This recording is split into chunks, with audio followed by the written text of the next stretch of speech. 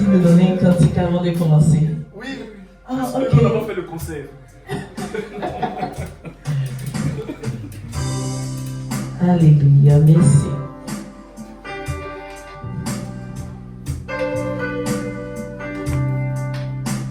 Donc, avant de commencer, c'est vrai que c'est quelque chose de professionnel, mais on va prier pour recommander toutes choses à Dieu, tout ce que nous allons faire en ce jour. Merci Seigneur pour ce moment que nous allons passer en ce jour. L'objectif de cette soirée, c'est le développement de l'Afrique. Et il n'y a pas de développement sans toi. Pourquoi je le dis? Plusieurs personnes disent que l'Afrique est aliénée avec les religions et tout. Mais je dis que les gens n'ont pas pu capter ce que c'est que la religion. Les gens ne savent pas réellement ce que c'est que Dieu. Dieu, ce qu'il veut, c'est que tout le monde soit heureux. C'est que les gens vivent bien. C'est qu'on puisse éviter les injustices et autres. Et je crois que c'est dans ce sens-là que nous voulons développer l'Afrique. Développer l'Afrique en pensant aux autres. Développer l'Afrique en évitant tout ce qui est injustice, tout ce qui est discrimination, tout ce qui est népotisme et autres. Et je crois que c'est lorsque on a un esprit bien en nous que ce développement-là peut se faire. Parce qu'il y a beaucoup de personnes aujourd'hui qui sont dans nos gouvernements qui essaient de développer et autres. Mais souvent, il y a ce petit truc-là qui échappe. Ce petit truc où tu penses à l'autre, où tu penses à ce que d'autres personnes puissent aussi réussir. Tu ne penses pas seulement à ta famille, ou tu ne penses pas seulement aux gens de ton village, mais tu penses en tant que nation, en tant que continent, et pourquoi pas en tant que world, en tant que monde. Donc c'est un peu ça. Je n'ai vraiment pas de Samson, peut-être après ça va venir. Mais je vais commencer l'introduction, c'est bon, on est bon. Bonsoir à tous. Bonsoir, docteur. Est-ce qu'on est content d'être là ce soir? Oui, bien sûr. Est-ce qu'on est content de développer l'Afrique?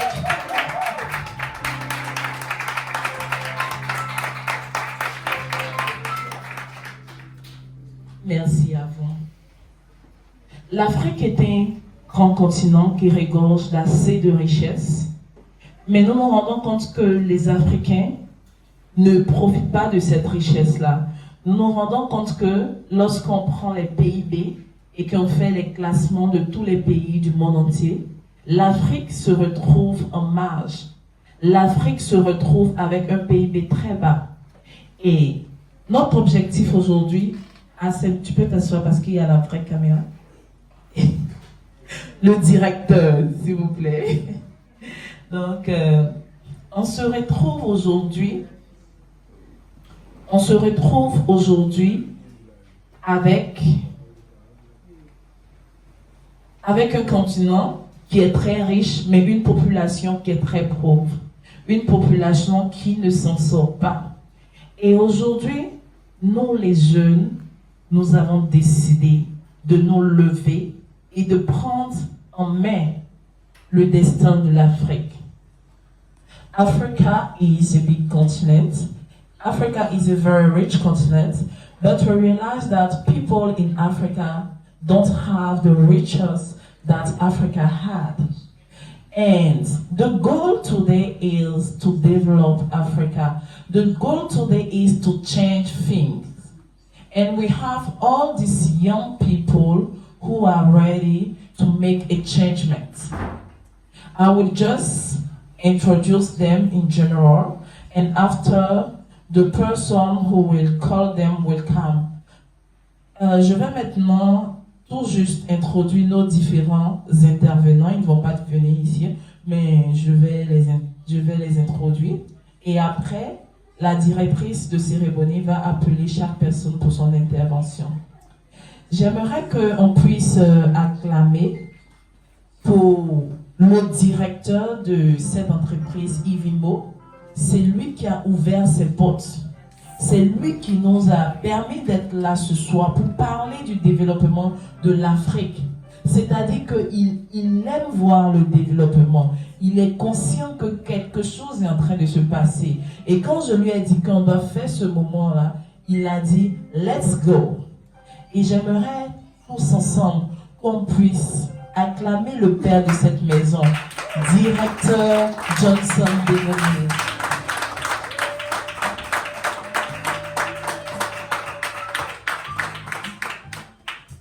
Merci. Et j'aimerais aussi vous introduire une personne vraiment très particulière, exceptionnelle, formée pour moi. Je peux dire que on s'est rencontrés comme un miracle. Je me souviens que lorsqu'on s'est rencontrés, on quittait à New York et lui il venait à Abidjan et on a commencé à parler, il a commencé à me parler des projets et tout. Et quand on est arrivé à Abidjan, on a eu l'occasion de manger ensemble et tout. Et aujourd'hui, c'est l'une des personnes que je respecte beaucoup parce que souvent quand les gens vont en France ou aux États-Unis, ils ne pensent pas à revenir en Afrique pour investir. Ils ne pensent pas à revenir en Afrique pour donner à la jeunesse ce qu'ils ont reçu. Mais lui, il a décidé de quitter les États-Unis. Il travaillait dans l'aviation aux États-Unis. Quelqu'un de grand dans l'aviation aux États-Unis. Mais il a décidé de venir en Côte d'Ivoire parce qu'il a senti le désir d'investir en Côte d'Ivoire. Il a senti le désir de faire bouger les choses. Et il a créé son entreprise ici en Côte d'Ivoire. J'aimerais tous ensemble qu'on puisse applaudir pour le directeur Joël.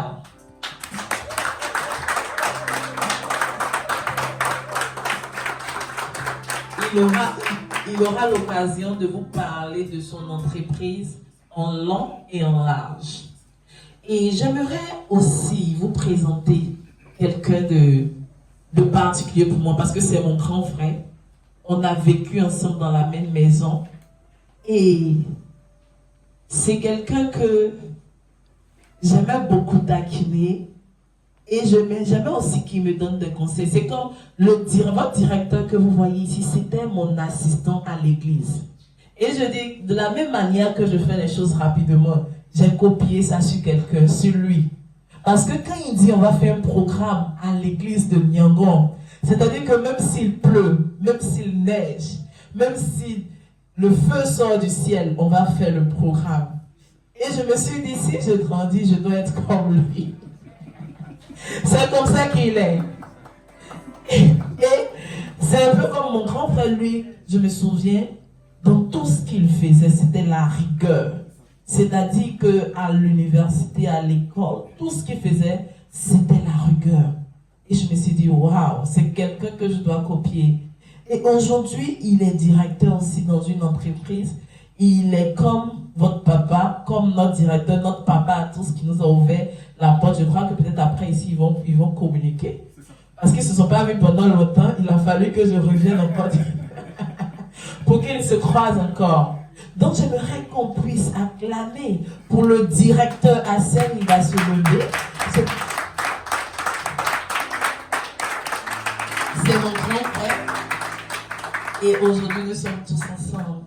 Et j'aimerais encore dire merci pour tout le staff de Ivimo. Je vois que notre papa, le directeur de la classe, ses frères et sœurs sont là. Je me souviens, ils étaient encore très petits. Et je reviens, tout le monde a grandi. Tout le monde. Oh, je dis, mais jusqu'à la petite sœur, quand elle est venue, elle m'a salué. Au début, je cherchais. Et elle m'a dit, je suis la petite. Je dis, oh my God! She grew up so fast. Oui. C'est comme ça, le temps. C'est pour ça que je dis toujours que le temps est important.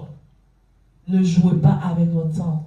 Parce que tu vas te rendre compte que d'ici 2 ans, quelqu'un peut être très loin. Quelqu'un que tu as trouvé peut-être à un bas niveau sera loin. Donc, est-ce qu'on peut acclamer pour le staff de Ivimo? Vous êtes amazing, excellent.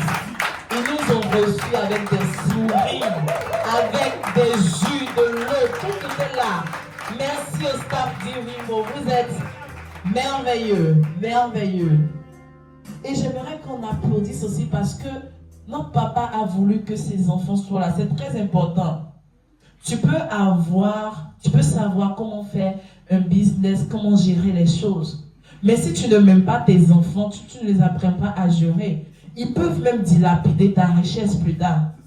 Ils peuvent te rendre pauvre. Mais quand tu les apprends à gérer, quand ils ont la conscience de ce que c'est que la production, de ce que c'est qu'un business, plus tard, ils vont lever ton business au lieu de... Donc j'aimerais qu'on applaudisse pour les enfants du directeur Johnson qui sont présents ce soir.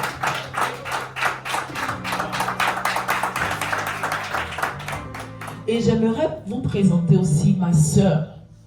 Ma sœur, vraiment. On a fréquenté ensemble. On a voyagé dans tous les pays ensemble pour faire nos études. Et jusqu'à aujourd'hui, ça fait des années. C'est une très bonne amie. Jusqu'à aujourd'hui, on est restés ensemble. Et moi, je dis que ce n'est plus mon amie. C'est une excellente nouvelle. C'est ma sœur. Et elle se nomme Valérie Bobia. Et j'avais demandé à Valérie Bobia de se lever et tout le monde va acclamer pour elle.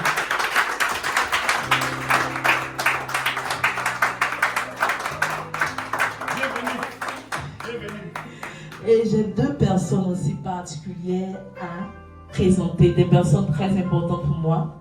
Parce qu'en plus de tout ce qui est développement business et aussi les études, mon travail que je fais, je suis dans le ministère et il y a deux personnes.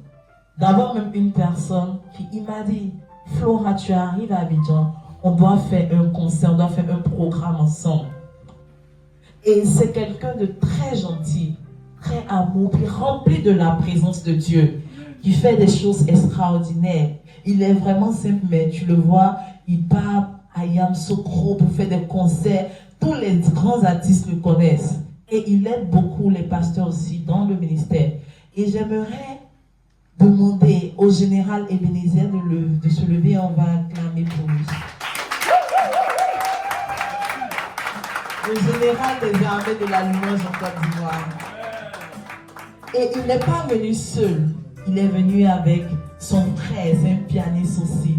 Quelqu'un de très gentil, rempli de la puissance de Dieu, de la bonne Dieu, qui parle très bien l'anglais aussi. Et il s'appelle Guizo. Est-ce que Guizo peut se lever? On va acclamer pour lui.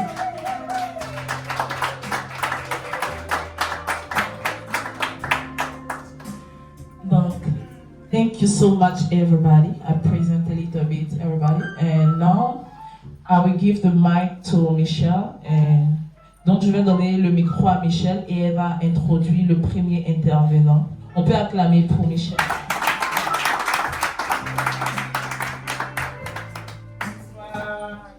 Merci aussi pour eux, parents, amis et surtout la grande famille de Yves. Alors, sous vos ovations, nous allons accueillir ici Monsieur le directeur, le père de cette maison, le directeur Bégoné Johnson, sous vos ovations, s'il vous plaît.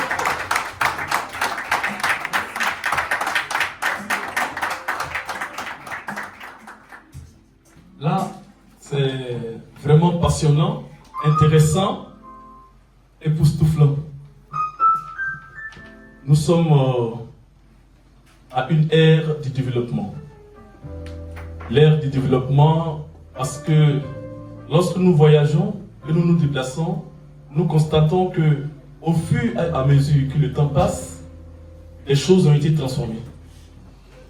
Aujourd'hui, vous voyez des voitures électriques. Pourtant, nous avions dans le passé des voitures à carburant. Et quand je suis allé à Paris, je suis monté dans les voitures électriques. Et là, quand tu arrives en Chine maintenant, on parle des voitures comme des hélicoptères, c'est-à-dire que des voitures qui volent. Des voitures qui volent. Ça veut dire que le développement est quelque chose de fondamental dans l'amélioration des vies des hommes. C'est grâce au développement aujourd'hui qu'on peut parler dans un micro et puis la voix est amplifiée.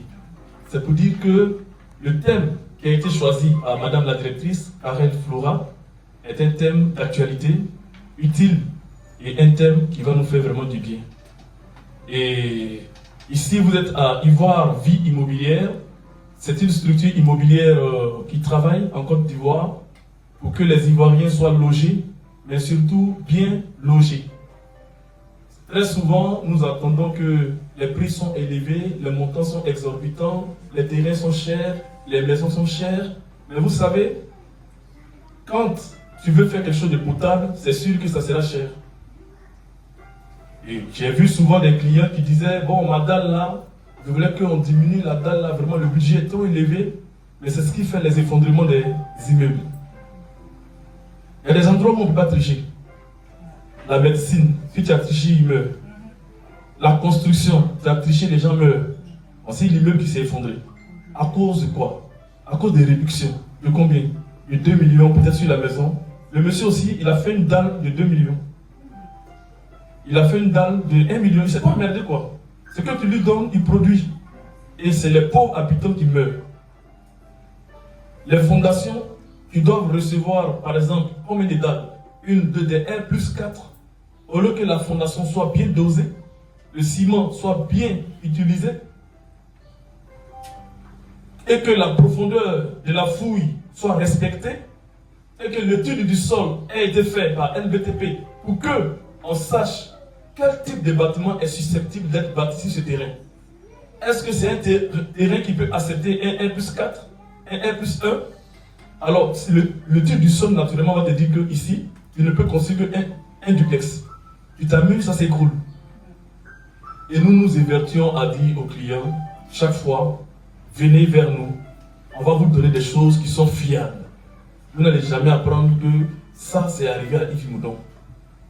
Yvan Vie Immobilière permet aussi aux clients de payer leur maison sur 10 ans, leur terrain sur 3 ans. Parce que nous avons étudié un peu la fonction publique, nous voyons les salaires qui sont bas, tout le monde ne travaille pas dans le privé. Donc quelqu'un peut... Il y a des gens qui peuvent payer des maisons sur 3 ans. La majorité, il faut leur donner 15 ans pour payer la maison. Donc nous ne recherchons pas seulement de l'argent, nous associons à cette quête qui est, n'est-ce pas, noble, l'humanisme. C'est-à-dire que nous nous mettons dans la peau du client. Le client n'a pas qu'une maison à acheter.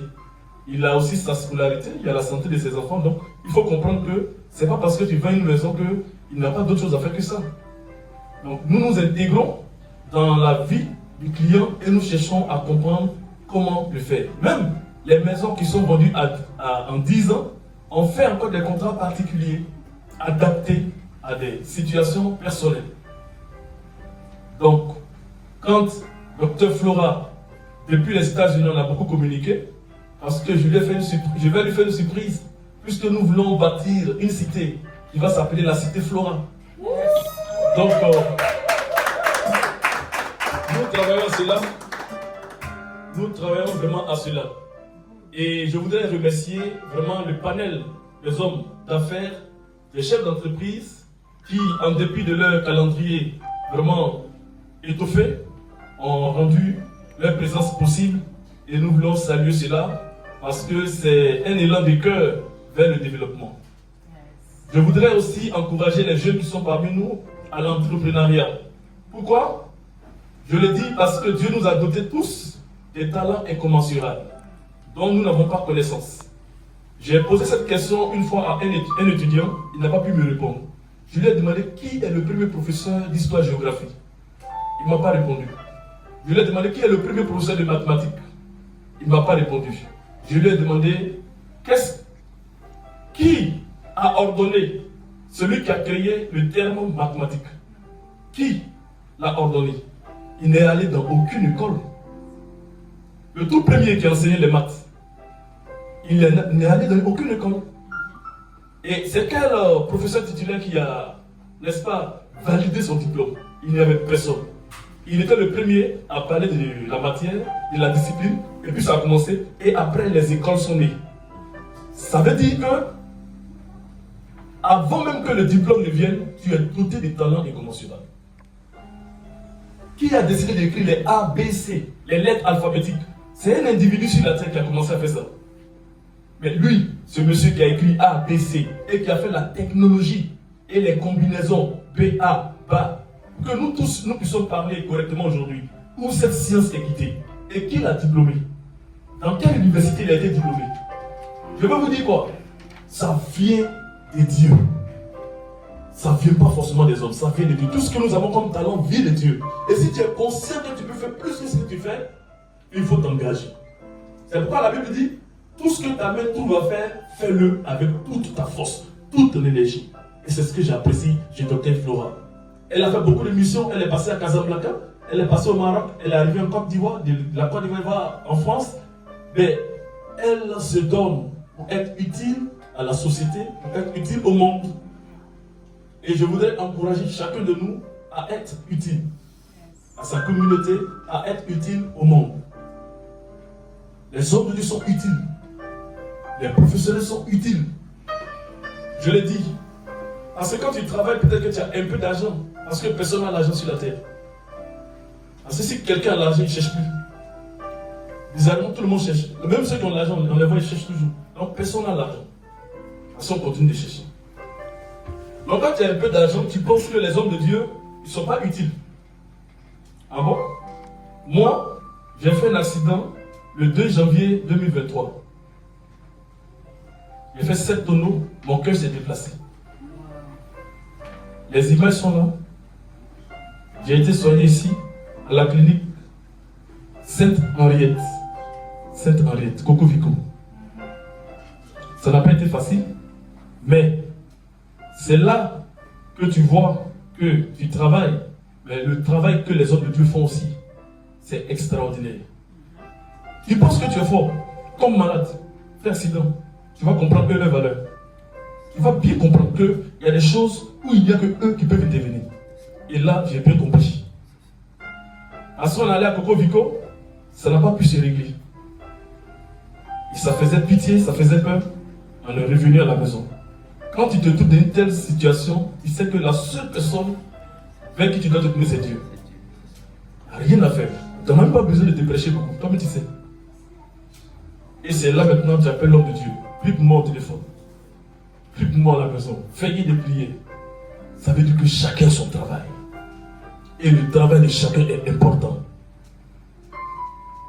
Les pasteurs aussi sont des entrepreneurs. Mais les entrepreneurs du Seigneur. Parce qu'ils créent des programmes pour nous divertir spirituellement, pour nous remonter spirituellement, pour nous guérir, pour nous restaurer, pour nous permettre d'être efficaces dans le monde professionnel et de servir nos pays, de servir nos nations. Je ne voudrais pas monopoliser la parole, mais je voudrais saluer l'initiative et remercier tous les participants à cette conférence et que la fête soit belle. Je vous remercie.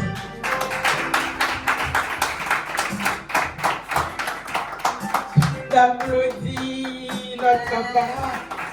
Merci beaucoup. Après cette belle introduction, mais je dirais bien développée, nous allons recevoir ici notre tout premier intervenant, M.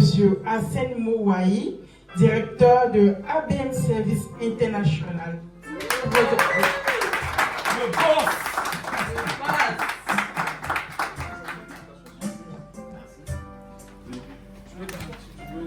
Allô?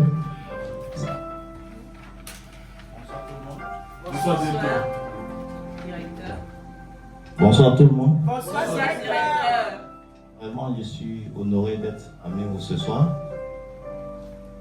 autour de ce thème que notre docteur a évoqué. C'est un thème vraiment évocateur, très important même d'ailleurs pour nous, jeunes Ivoiriens, jeunes Africains. L'Afrique développée, c'est déjà fait. C'est le thème, hein? L'Afrique développée, et accent aigu, et muet à la fin. Ça veut dire que c'est déjà fait. Voilà. Ça, c'est un grand thème. Et nous devons travailler là-dessus. Qui va le faire? Nous, les jeunes. Nous, les jeunes. Personne d'autre ne peut le faire à notre place. C'est nous qui pouvons le faire. Souvent, on a tendance à penser que quand on dit développement, c'est l'autre qui doit faire. C'est lui qui doit faire. Non. C'est nous qui devons le faire. Nous, jeunes Africains, jeunes Ivoiriens, nous devons nous lever. Nous pouvons. Si nous avons la volonté, nous allons y arriver. Mon intervention est vraiment axée sur l'encouragement des jeunes. Il faut que les jeunes se lèvent. pour travailler. Parce que quand on regarde ceux qui sont déjà âgés, ceux qui sont vieux, qui se sont devant nous, qu'est-ce qu'ils font pour nous? Rien. C'est nous qui avons aujourd'hui la possibilité et la capacité de changer les choses en nous impliquant dans le développement. Je vous donne un petit exemple par rapport à ce que je suis en train de faire actuellement. Nous avons prévu de construire une cité de 150 logements à tous les bleus. Souvent, tout est axé sur Abidjan. Tout le monde veut venir ici. Mais si chez toi, tu ne vas pas développer là-bas, qui va aller développer? C'est pourquoi nous devons nous lever. N'ayons pas peur. La première étape, c'est d'abord de se structurer. De se structurer. Si tu veux faire quelque chose, pour que quelqu'un te prenne au sérieux, il faut que cette chose soit d'abord structurée. Parce que il y a des gens qui aujourd'hui qui ont de l'argent, qui veulent investir, mais on ne peut pas investir dans le vide. Il faut quelque chose de potable. Et quand la personne nous regarde, dit oui, ça peut devenir quelque chose. C'est en ce moment-là que la personne s'investit. La première étape, c'est de se structurer. Quand on est structuré, il ne faut pas avoir peur. Souvent, on a peur. La peur détruit tout en nous. C'est vrai qu'on ne peut pas forcer un certain nombre de choses, mais il faut oser. Tant que tu ne oses pas, tu ne peux rien faire. Nous le constatons tous les jours dans notre vie quotidienne. Même si tu peux avec quelqu'un, mais comme il ne voit pas toi ta vision, quand tu vas commencer, il va te décourager. La première personne qui a appris de toi, c'est la celle qui va te décourager. Mais si tu ne tiens pas, si tu n'es pas focus sur ce que tu veux faire, tu n'y arriveras pas. Il faudrait que nous soyons engagés. Nous, jeunesse, il faut que nous soyons engagés pour regarder tout droit devant nous, pour amener notre Afrique à se développer. Quand tu te développes, ça prend d'abord en compte ta famille. Et à côté, au fur et à mesure, ça englobe tout le monde. Parce que quand tu as une entreprise qui travaille bien, tu embauches des personnes, il y a d'autres jeunes que tu embauches. Eux aussi, ils ont leur famille. Mais le fait d'être bien dans leur famille est déjà un plus qui change la vie de la famille. Et c'est cela notre objectif. Notre objectif, c'est d'amener chaque famille à se développer, chaque famille à bénéficier des fruits du changement qualitatif que nous voulons avoir sur nous. Je ne vais pas trop longtemps parler, mais surtout encourager nous les jeunes à travailler au développement. C'est nécessaire pour nous-mêmes, c'est important pour nous-mêmes, c'est vital pour nous-mêmes. Parce que si nous ne le faisons pas, la personne fait à notre place.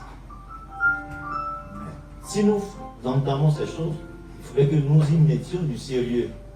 Sans le sérieux, aucune réussite à la tête. C'est le sérieux qui détermine toutes choses. Si Dr Flora n'avait pas mis du sérieux dans ce qu'elle fait, qui allait venir ici aujourd'hui? Personne. On va dire, Flora n'a pas. Il va aller faire là-bas. Rien de bon. Mais c'est parce que chacun sait que quand elle fait du sérieux. C'est pourquoi il a pu se déplacer pour se retrouver ici. Donc le sérieux aussi est très important dans ce que nous entreprenons. Voilà. Le plus souvent, les jeunes, ils veulent entreprendre. Mais dès qu'ils commencent à percevoir les premiers fruits, ils oublient complètement ce qu'ils ont commencé. Ils oublient complètement ce qu'ils ont commencé. Et ça, c'est un problème. Il faudrait que nous l'évitions. Si vraiment nous voulons amener notre pays, nous voulons amener nos régions à se développer, il faudrait que nous demeurions dans le sérieux. Il faudrait que nous soyons focalisés sur nos objectifs, sur nos ambitions, afin de les atteindre. Dr Flora, je voudrais vraiment t'encourager dans tes activités, parce que c'est un combat d'éveil de conscience dans lequel tu es engagé. Il faut persévérer, Il y aura des défis, beaucoup de défis d'ailleurs, mais il faut relever chaque défi au moment opportun. C'est cela. Tu revêts 2 casquettes, prophétesse et puis agent de développement. Donc c'est quelque chose de très important. Prophétesse, un guide pour la société, pour l'homme, pour eux, après ce que nous vivons sur terre, nous serons sauvés. Agent de développement pour nous amener à avoir les meilleures conditions de vie dans notre société et dans notre environnement où nous sommes. Vraiment, je voudrais encourager chacun à s'impliquer dans ce qu'il fait et de manière sérieuse pour que l'Afrique se développe. Merci. Merci au directeur. On continue de l'applaudir, s'il vous plaît. Alors, le directeur ACN nous a dit 2 mots que moi je retenais. Restez focus. Restez focus. Le temps.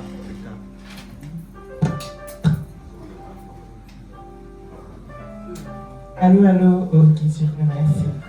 Donc, le directeur ACN nous a dit de rester focus et d'être sérieux dans tout ce qu'on fait. Est-ce que c'est pas remarquable? C'est pas... Il faut qu'on applaudisse encore. Parce que de nos jours, on commence une affaire et quand on voit que ça ne sera pas bien, on se décourage. Et il a demandé qu'on reste focus. Ça m'a pas allé. Merci beaucoup, directeur ACN. Et sans plus tarder, nous allons recevoir notre 2e orateur invité. Il est aux États-Unis et puis regardez le thème. On nous dit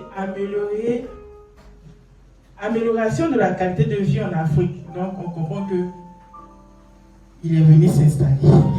Tu veux partir, mais tu vas revenir.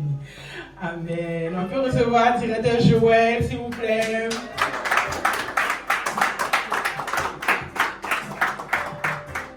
Bonsoir à tous. Moi, je vais m'asseoir parce que mon intervention ou ma présentation sur plusieurs volets. Je veux déjà passer un peu, exprimer mon expérience, ma motivation, mon inspiration et puis surtout ce qui motive l'ambition d'être là. Mais bien avant de commencer, moi, je souhaiterais vraiment dire merci à l'audience et à l'Assemblée.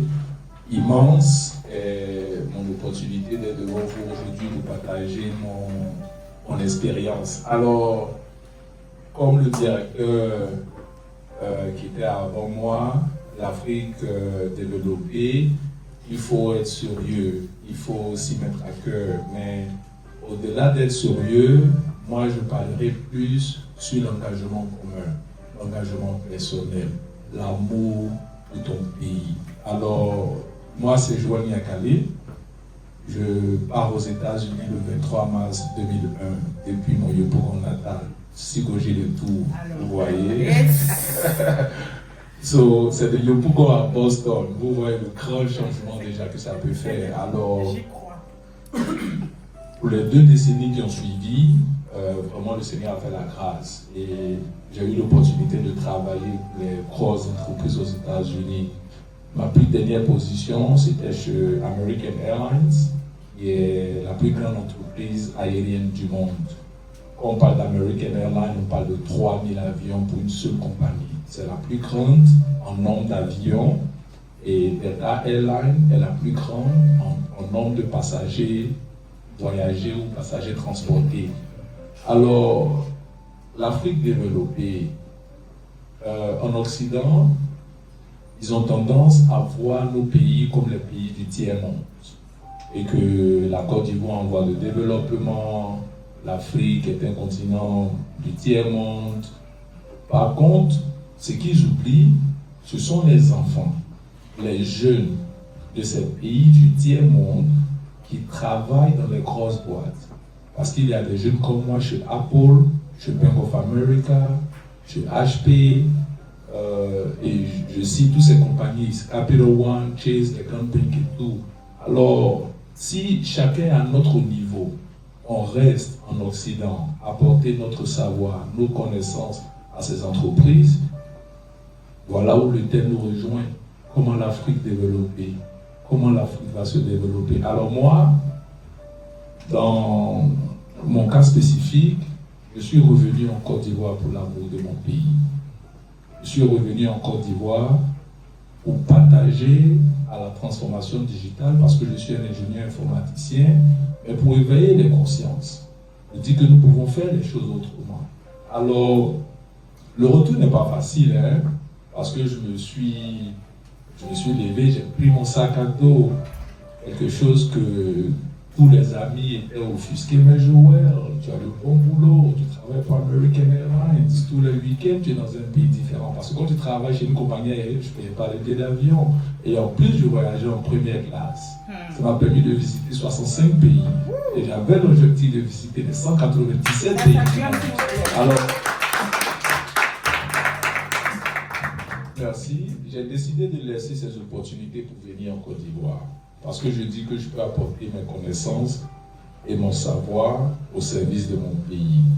J'ai une citation vraiment qui me motive toutes les fois que je pense au sacrifice ultime que j'ai fait. En parenthèse, pour que l'audience sache, on ne m'a pas rapatrié des États-Unis, je n'ai pas été chassé, je suis revenu dans mon pays de manière volontaire. Je suis citoyen américain, même si demain soir je vais partir à Paris, aux États-Unis, je pars quand je veux et je reviens quand je veux. Mais je veux développer mon continent. Je veux apporter l'expertise au service de mon pays. Alors, donc je viens en Côte d'Ivoire. C'est pas facile, il faut que je vous dise, c'est pas facile. Et au-delà des difficultés, je n'ai pas voulu relâcher. Voilà, au-delà des difficultés, je n'ai pas voulu relâcher. Parce que je dis, si je relâche, comment est-ce qu'on peut intervenir dans des conférences comme ça? Comment est-ce qu'on peut éveiller la jeunesse? Et comment on peut participer au développement du pays? Alors moi, je suis venu avec des objectifs. C'est vrai qu'en Côte d'Ivoire, aujourd'hui, on a le doyen, le directeur qui est là, qui est dans l'immobilier. Moi, je suis un ingénieur informaticien. On a le frère là qui est dans la musique. On a le frère là qui a des gros projets pour la région de tout le peuple. C'est en se mettant ensemble, ok, en se mettant ensemble que nous allons arriver au thème le plus important qui est l'Afrique développée. Parce que quand le doyen finit de construire la maison, ou bien même avant de construire la maison, et qu'il me fait voir les schémas, les 3D de la maison, et que je lui dis, mais écoute, on peut passer à des maisons digitales, on peut faire des maisons smart, où les portes s'ouvrent avec des QR codes, où les lumières s'allument avec des stratégies digitales, et que le frère musicien, peut-être qu'on met un piano là-bas, il peut faire un peu de symphonie. Ça, c'est une maison développée. Si on a 2 maisons développées, on a 3 maisons développées, c'est l'Afrique qui est développée. Mais vraiment, ce que je voulais faire part, c'est que l'écosystème est difficile. Mais pour arriver à ce thème qui est le plus important, l'amélioration de la qualité de vie en Afrique, c'est l'implication de chacun à chaque niveau. Il ne faut pas qu'on se dise, comme c'est eux qui ont eu le marché, c'est eux qui ont eu le projet, je n'étais pas dedans, et que tu as une expertise de participer, et puis tu te mets à l'écart. Comme le directeur l'a dit plus tôt, il faut être sérieux, et moi je vais m'accentuer sur l'implication de chacun. Une citation de JFK, l'ancien président américain John Kennedy, il dit, il ne faut pas te soucier, il ne faut pas penser à ce que ton pays fera pour toi. Pense plutôt à ce que tu feras pour ton pays. Et toutes les fois qu'on va y mettre amour et passion et dédication dans ce qu'on veut faire pour notre pays, l'Afrique sera développée. Il ne faut pas être égoïste. Moi, quand j'arrive à Abidjan, il y a des challenges, ok? Au-delà aussi des challenges, vous savez, nous les Américains, on est un peu agressifs professionnellement, surtout qu'on connaît le travail. Donc, les gens nous voient, ils nous voient comme des menaces. Alors, quand je rentre en Côte d'Ivoire, pour ne pas dire le nom, mais j'ai approché une entreprise qui avait la même expertise que l'ancienne profession dans laquelle j'étais. Ils m'ont fait tourner, ils m'ont pas associé au projet, ils m'ont vu comme des menaces. Mais vous savez ce que j'ai fait? Je ne leur ai pas tourné le dos. Je me suis assis, j'ai pris mon temps, j'ai élaboré des évaluations heuristiques, j'ai identifié les problèmes qu'ils avaient, j'ai identifié les opportunités d'amélioration, les opportunités de perfection. J'ai rédigé un document de 86 pages et je leur donne des cadeaux. Si vous voulez, faites-en bons usages. Si ça ne vous intéresse pas, jetez. Mais au moins dans ma conscience, j'aurais su que j'ai apporté quelque chose à mon pays. Parce que cette entreprise porte le nom de mon pays. Si cette entreprise a du succès, c'est mon pays qui est développé. Parce que je suis écœuré toutes les fois qu'on dit « Ah, cette compagnie fait comme ci, cette compagnie est en retard, cette compagnie n'est pas à l'heure, cette compagnie ne fait pas, ça me fait mal. » Et comme je sais que j'ai travaillé sur des gros projets pour faire d'American Airlines la meilleure entreprise, la plus grande entreprise du monde, et que je ne peux même pas apporter mon expertise à celle de mon pays, comment est-ce que l'Afrique peut se développer? Vous voyez? Donc, c'était un peu mon background, mais vraiment, le développement de l'Afrique se pose sur l'implication de chacun. Moi, j'ai trop d'amour pour la Côte d'Ivoire, vous ne pouvez pas comprendre quoi. Quand je vois quelqu'un qui jette même un papier dans la rue, je l'approche et dis mon frère, il ne faut pas faire ça. Parce que si toi tu fais, Pierre fait, Paul fait, Jacques fait, ici ça va devenir de pour toi. Et si nous allons dans ce sens-là, jamais on arrivera à l'amélioration de la qualité de nos vies en Afrique. Est-ce que vous comprenez? Alors, les questions qui m'avaient été soumises, quelles sont les difficultés liées à ouvrir un business à Abidjan? Bon, de par mon expérience, je pense que décembre 2019, je décide de rentrer, janvier 2020. C'est à ce moment-là, il y avait la CBC pour les jeunes qui veulent ouvrir des entreprises aînées, et je pense qu'il y avait même des lois pour favoriser les paiements des PIC, des taxes, des impôts sur 2 ans ou 3 ans. Vraiment, c'était facile. Ok. Entreprendre à Abidjan, je ne trouve pas ça vraiment difficile. Ça peut être difficile pour quelqu'un qui n'a pas les bonnes informations, mais pour quelqu'un qui a les bonnes informations, qui arrive à lire, qui est vraiment conscient du temps qu'il passe sur Internet, parce que ça, j'ai remarqué beaucoup en Côte d'Ivoire. En Côte d'Ivoire, on ne lit pas. On ne sait même pas ce qui se passe dans le pays. Mais on sait où Emma Loès a mangé à midi. On sait où voilà, les célébrités, qui fait le buzz avec qui et tout ça. Mais par contre, sur Facebook, il y a des ministères qui font passer des informations, des annonces, des privilèges, des galas, des conférences. Mais on ne fait pas bon usage du temps qu'on passe sur Internet et puis des informations que nous recherchons. Donc en tant que jeune, pour que l'Afrique se développe, il faut qu'on aille vers les informations et les nouvelles qui sont importantes. Moi, personnellement, où Emma mange, où Emma l'Ouest mange à midi, ça ne m'intéresse pas. Parce que je ne vais rien avoir dedans. Quand je viens sur mon Facebook, en tant qu'ingénieur informaticien, c'est le ministère de la numérisation et de la digitalisation. C'est eux qui sont favoris sur mon wall, sur mon newsfeed. C'est ce qu'eux ils disent que moi je vois d'abord avant de voir quel est le buzz qui s'est passé à Abidjan. Parce que ça ne m'intéresse pas.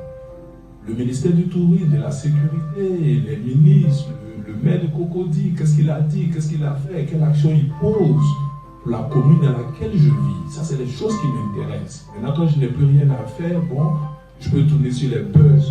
Alors, pour ouvrir une entreprise, la nouvelle directrice du CBC, Solange Amichia, c'est une grande sœur, une aînée à New York, qui est aussi venue des États-Unis, que le Premier ministre à son âme, Coulibaly, avait nommé à l'époque. Je collabore directement avec elle sur des projets de digitalisation du CBC, pour encore rendre les choses plus faciles, pour que les jeunes Ivoiriens puissent ouvrir les entreprises. Donc vraiment, il n'y a pas vraiment de difficultés. Il faut demander aux gens qui s'y connaissent, il faut aller vers les bonnes informations. Et entre guillemets aussi, je veux appeler la jeunesse. Si nous tenons vraiment à arriver sur ce thème commun qu'est l'Afrique se développe et puis améliorer les conditions de vie, même si c'est des petits business, faisons tout pour être dans le formel, à défaut de l'informel. Voilà, c'est vraiment important. Tu es un artiste, tu suis la stratégie. Si c'est le Burida, tu vas prendre les licences, les droits, les documents, les agrégations, les certifications. Tu es en norme.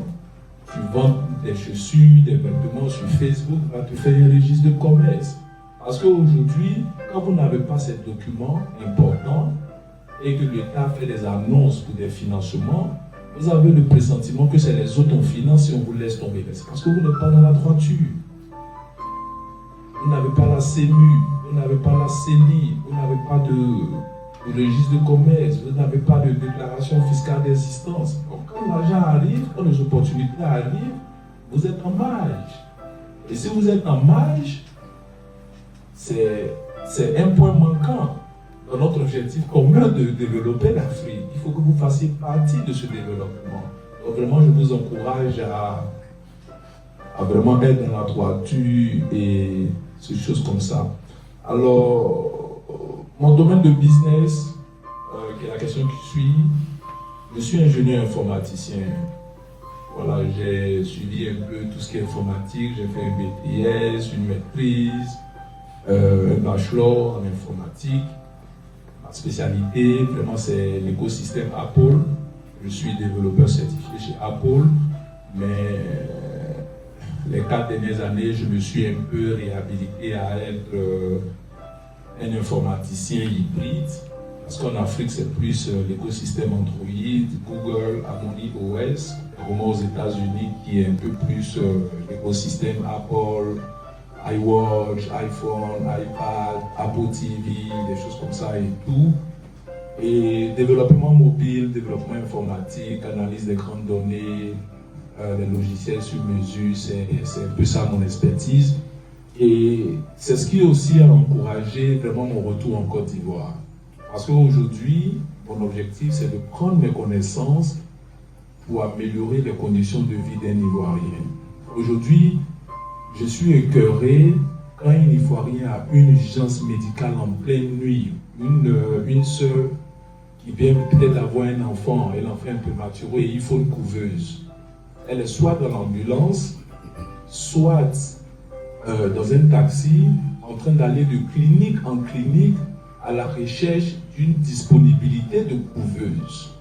Alors moi, en tant qu'ingénieur informaticien, si je développe une solution digitale qui peut lui dire où elle va trouver la couveuse, dans la clinique où c'est disponible à cet instant T, vous voyez la vie humaine que j'aurais sauvée.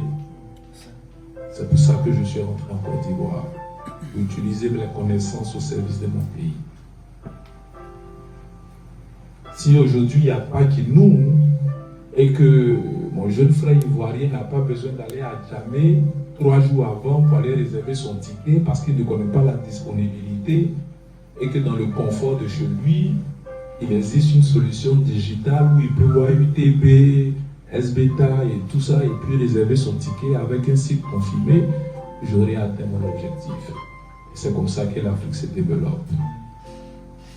Et c'est pour cet amour-là, c'est pour cette initiative-là que je suis rentré. Alors je ne serai pas long pour une dernière question.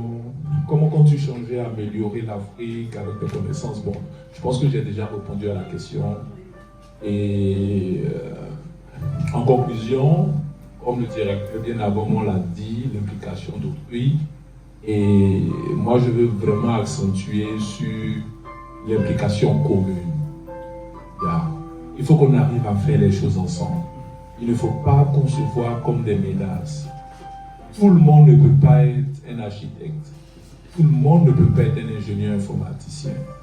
Moi-même, après je vais prendre son contact parce que j'aime bien le piano, mais je ne sais pas où on commence. Donc, voilà. Après, ça c'est des choses aussi que je peux apprendre pour mon épanouissement personnel. Si je sais jouer au piano, ça va améliorer la qualité de vie en Afrique. On aura beaucoup de pianistes, entre parenthèses. Alors, merci vraiment pour tout. Comme le temps est imparti, pour ceux qui ont des questions, pour ceux qui souhaiteraient savoir un peu plus de moi, mon expérience, ou rester en contact avec moi, je pense qu'on peut le faire après la conférence. Mais juste pour finir, il faut qu'on se mette ensemble. C'est l'union qui fait la force. Certains pays sont puissants parce qu'ils sont ensemble. Les États-Unis sont puissants parce qu'ils se sont mis en état. Les guerres qu'ils ont fait, il y a même pas un pays africain qui a fait les guerres des États-Unis. Ils ont fait les guerres jusqu'à, ils se sont mis ensemble. L'Union européenne, ils se sont battus jusqu'à, ils se sont mis ensemble. Et si on se met ensemble, si on met nos talents ensemble, nos connaissances ensemble, l'Afrique pourra se développer. Merci.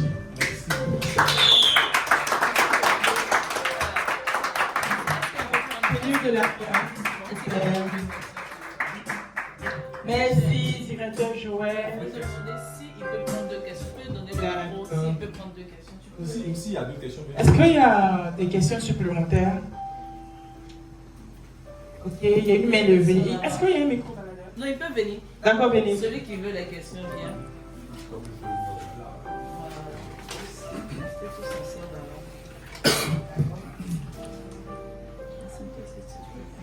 Je voudrais dans un premier temps dire merci au PDG de Ivoire Immobilier qui nous donne l'opportunité d'avoir une conférence de qualité avec des personnes de marque qui se sont déplacées depuis les États-Unis et de divers contrées du monde pour assister à ces conférences.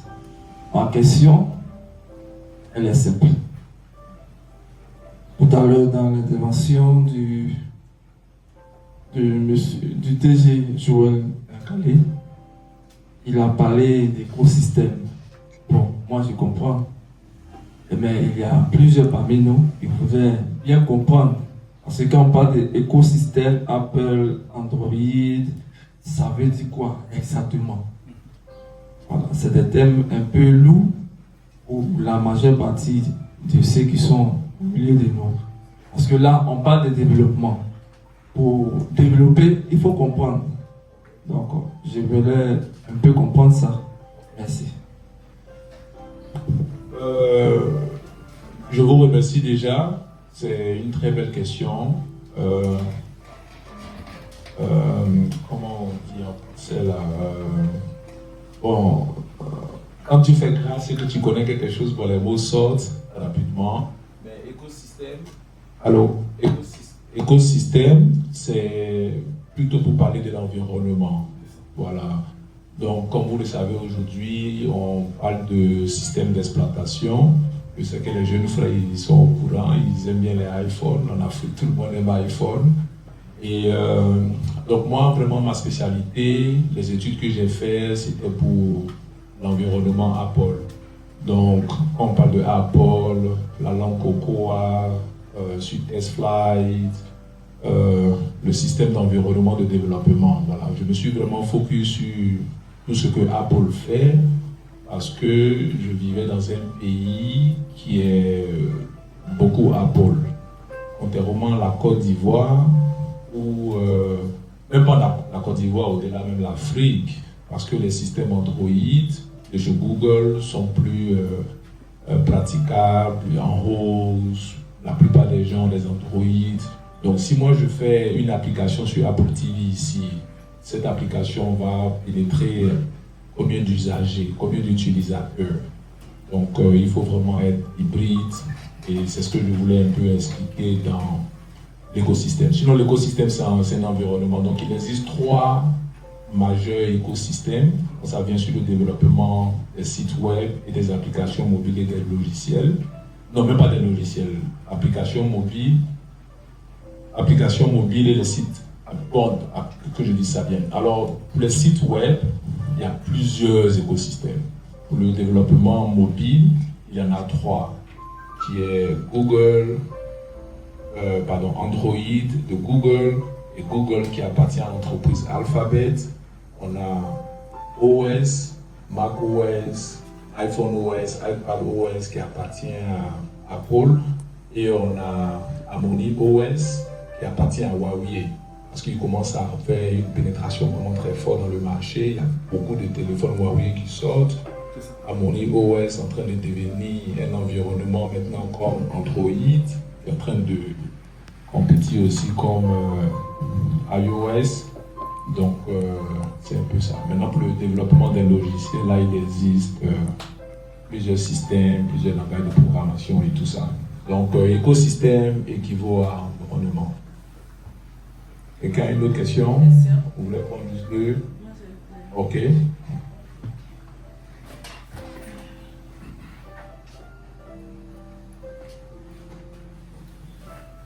Moi, j'ai une question. Puisque vous avez parlé d'ouvrir une entreprise. Allô, ok.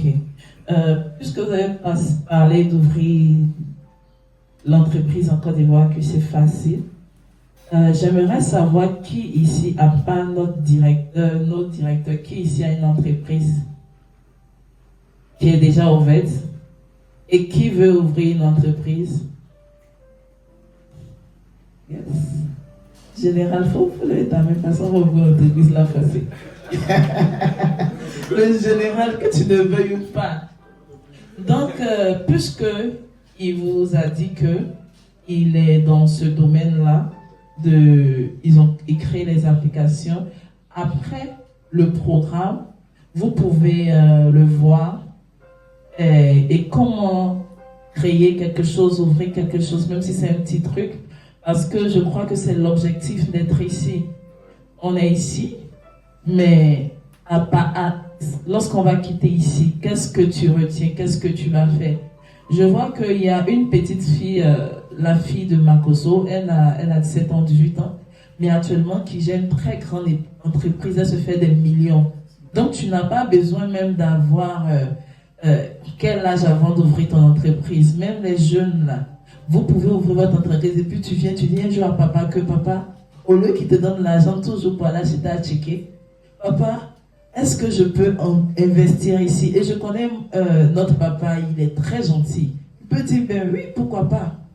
Dans l'informatique et autres, on peut investir quelque chose. Donc, à la fin, si tu veux vraiment ouvrir une entreprise, il faut le voir. Et aussi, ce que j'aimerais demander, puisque nous sommes là, tu as dit que tu travailles dans l'informatique. Notre papa, c'est le directeur ici de Ivimo. Aux États-Unis, il est connu. En France, il est connu. Il est à un autre niveau de l'immobilier. Pourquoi ne pas faire quelque chose avant que nous quittons ici? Il y a mon grand frère, le directeur Hassen, qui est en train de construire une grande cité à Toulouse. Pourquoi ne pas faire quelque chose ensemble? Pourquoi, avant qu'on ne quitte ici, parler de quelque chose pour le mettre en place? Quand même je venais, j'ai dit à Valérie que on doit ouvrir un truc ensemble. Donc, on doit parler, ça sera un truc, mais après la réunion, on va encore faire de grandes choses. Et aussi, on va essayer de parler de l'éthique, parce que c'est important, comme notre papa a parlé de l'argent et tout. Les maisons qu'on va construire à tout le pays, ça ne sera pas le même prix que les maisons à Abidjan, parce qu'il y a cette conscience-là qu'on est en train de... J'ai parlé de ça avec Arsène. Il y a cette conscience-là qu'on est en train de mettre en place. Comment aider la population? Parce qu'il ne faudrait pas développer un pays pour le développer. Mais il ne faudrait pas que le développement coûte à la population. C'est-à-dire que les gens ne peuvent pas s'en sortir. Les gens ne peuvent même pas louer une maison. Les gens ne peuvent pas faire beaucoup de choses. Comment? Et je suis en train de rentrer dans mon thème parce qu'après le directeur... Rapidement.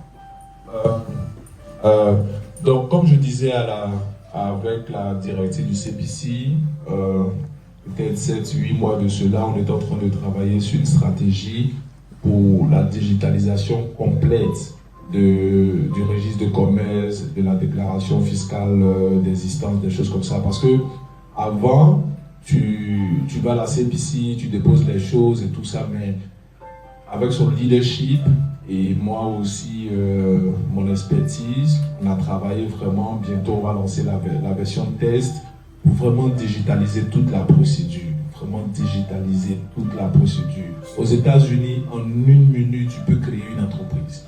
Et ça, c'était mon objectif. Quand je lui disais, madame, elle dit, je vois ici, là, c'est pas aux États-Unis, on a dit, madame, on peut faire. On peut faire. C'est l'Afrique qui se développe. Il faut donner cette opportunité. Celui qui est à Korogo, la jeune fille à Korogo qui veut créer son entreprise, elle va venir à Abidjan ici, venir faire les allers et tout. Mais déjà, la procédure, même, comme on dit en parenthèse, la procédure, elle est déjà wow, vous le voyez. Donc il faut digitaliser ça et tout. J'ai approché encore Sneda, j'ai tapé encore sur la porte. Et moi, je suis très agressif. Parce que pour que l'Afrique se développe, il faut être agressif, il faut aller parler aux gens. Et aujourd'hui, on est en train de travailler sur des stratégies pour digitaliser encore l'enrôlement complet de l'obtention du passeport en Côte d'Ivoire. Bon, moi, ça me fait mal, parce que quand je digitalise les procédures, ça veut dire qu'il y a des gens qu'on renvoie. Mais c'est un bon mal, en fait. Quelqu'un peut ne pas avoir le travail, mais tu n'as plus besoin d'aller dans une agence de SNEDAI pour venir faire ton passeport. Et le renouvellement, si tu avais déjà ton passeport, moins de 24 heures. Actuellement, c'est 72 heures. Mais on veut faire 24 heures. 24 heures ton passeport ivoirien. Aux États-Unis, sur place, tout de suite, on te donne un passeport, va. Au revoir, va. Donc on peut le faire aussi. Et on peut se développer.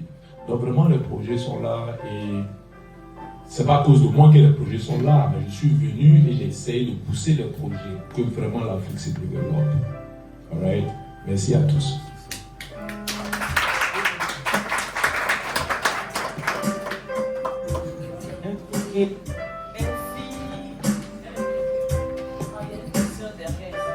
Derrière.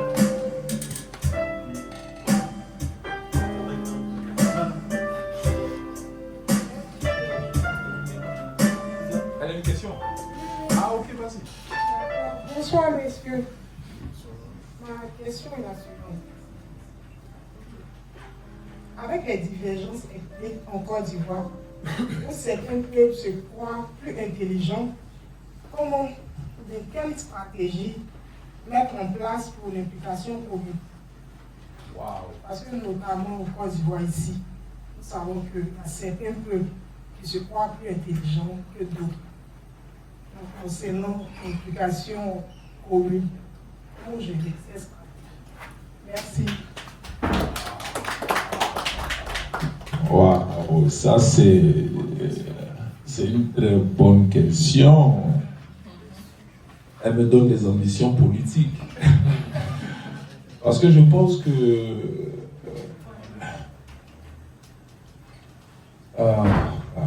c'est une question. Hein. Il y a des moments difficiles. Mais déjà, c'est pas une question que mes capacités d'entrepreneur à mon moindre niveau peut résoudre. Je pense que ça résume plus à nos leaders. Ok.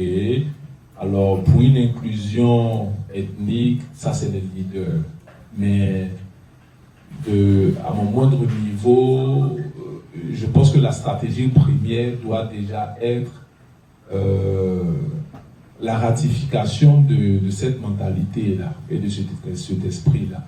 Parce qu'on a eu l'opportunité de vivre aux États-Unis. Aux États-Unis, il y a les Américains qui viennent d'Alabama. Il y a les Américains qui viennent de Mississippi, Georgia, Massachusetts, Texas et tout ça. Mais quand tu demandes à un Américain, il ne va pas te dire que je suis Américain. Carrément, maintenant c'est dans la conversation, dans l'échange, peut-être qu'il te dira qu'il vient de tel État ou de telle ville et tout ça. Donc, je pense que l'inclusion doit être une décision de nos leaders. Ok, mais une sœur poser une question pareille, ça veut dire que le problème est là. Et Dieu faisant grâce, comme j'ai les opportunités de parler aussi à des décideurs, à des hommes politiques que je côtoie, pour qui je fais des projets. Parce que si tu fais un projet HDP, on va dire que c'est faux. Alors que moi, c'est pour que les choses s'améliorent.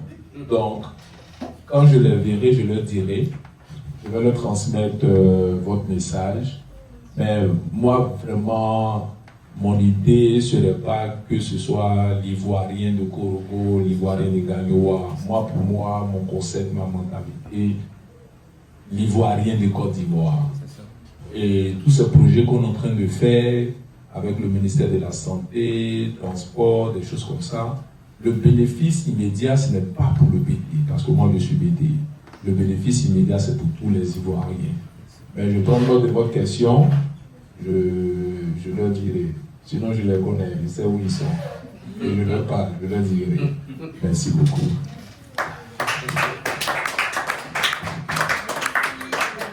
On continue de l'applaudir.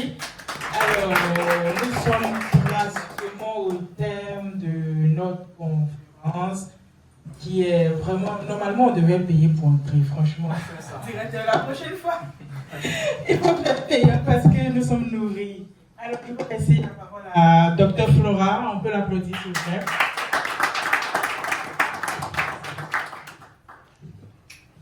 Merci à tous. J'ai vraiment été heureuse.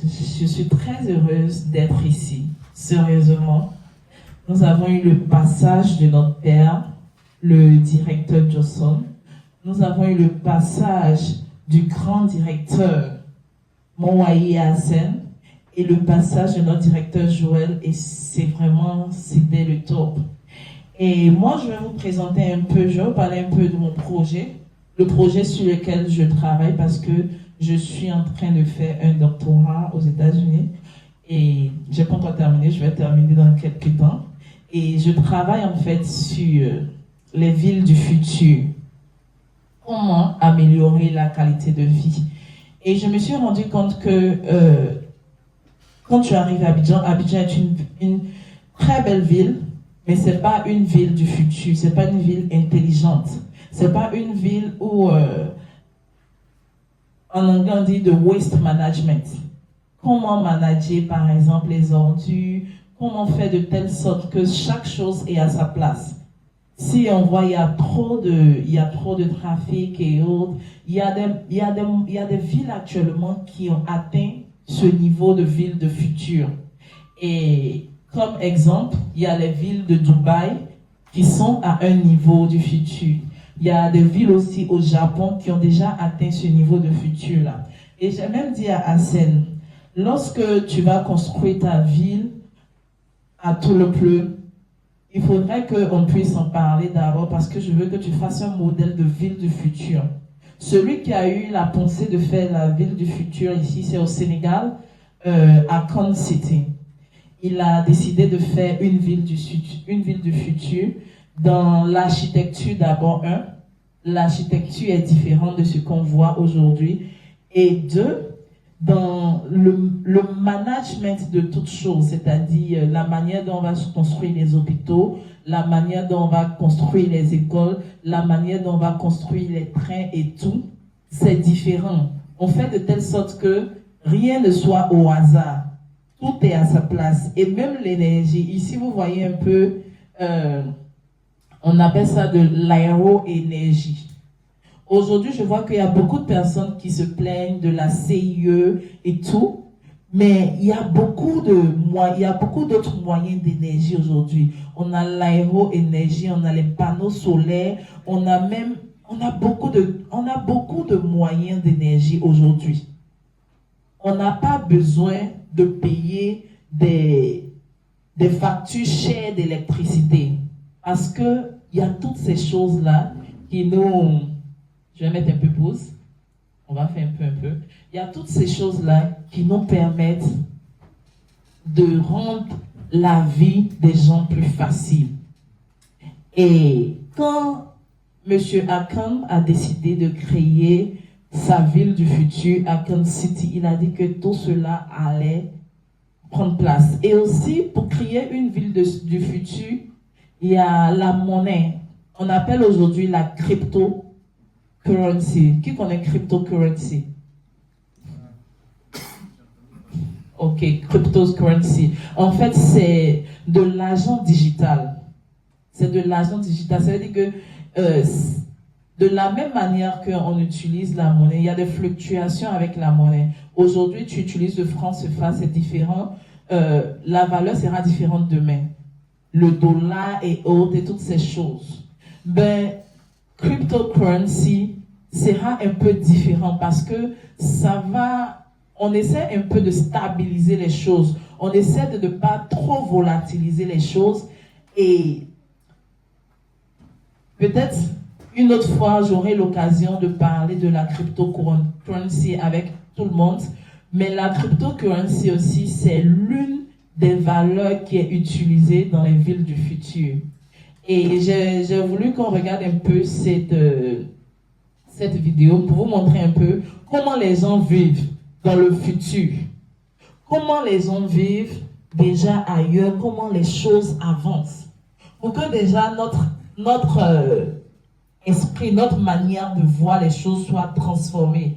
Parce que je me dis quoi? La première des choses, il faut que notre manière de voir les choses, notre manière de penser puisse être transformée. Tu t'imagines quelqu'un, 50 ans avant, tu t'en vas dans un village et tu dis aux gens que l'avion est...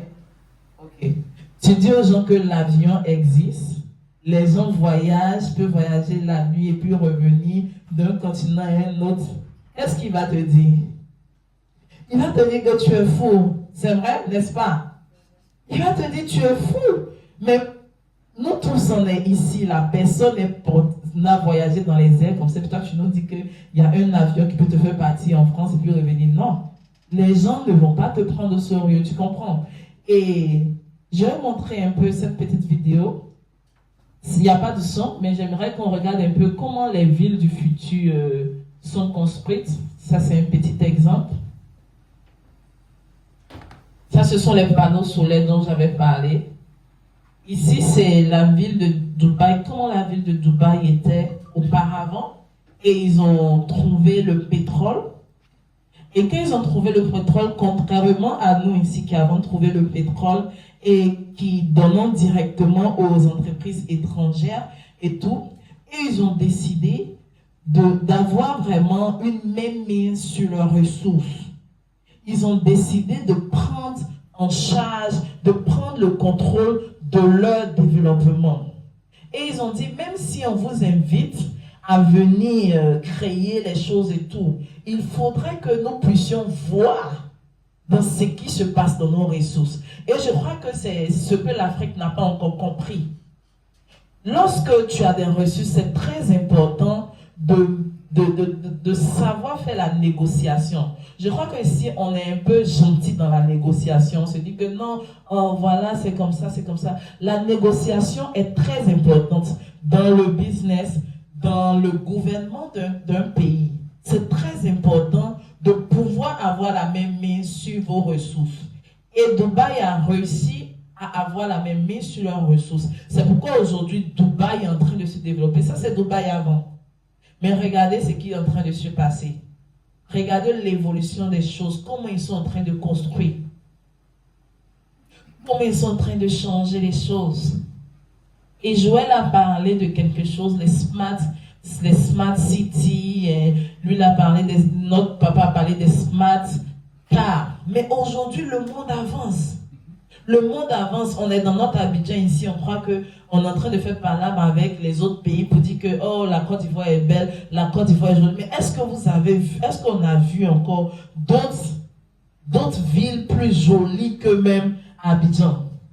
Il y a des choses encore même plus extraordinaires.